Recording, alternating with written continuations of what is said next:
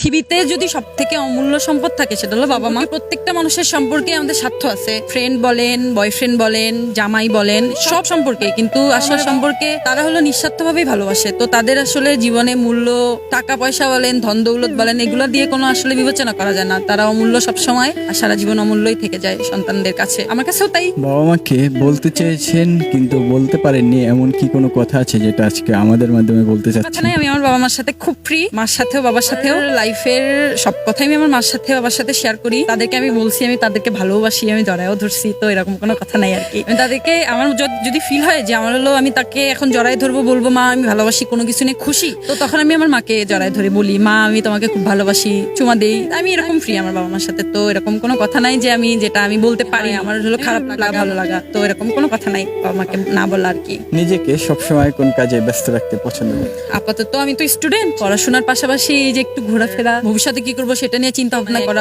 বাবা মা হলো সন্তানের পছন্দ করে, তারা ভালোভাবে পড়াশোনা করবে, তাদের কথা শুনবে। তো আমি হলো একটু চঞ্চল টাইপের, হ্যাঁ ছোটবেলা থেকে একটু চঞ্চল টাইপের। আমি হলো একটু দুরন্ত মনে করি। এটা হলো আমার মা মাঝে মাঝে হলো উল্টোপাল্টা কাজ করে ফেলি, তো তখন হলো রাগারাগি করে। বাদ বাকি হলো আমি হলো বাকি আমার কোনো কিছু করার জন্য আমি হলো বাবা মার বকা খাইনি। হয়তো দেখা যায় যে কোথাও গিয়ে কোনো অন্যায় করছি, সেটা নিয়ে হলো আমার বাবা মার কাছে নালিশ গেছে, এরকম কোনো কিছু হয়নি। তবে এই আমার চঞ্চলতার কারণে আমি মাঝে মাঝে একটু বকা খাই, বাস এইটুকুই, আর কিছু না। একজন সন্তানের কাছে বাবা মা কি? বাবা মার হচ্ছে একজন সন্তানের কাছে সব থেকে বড় জিনিস।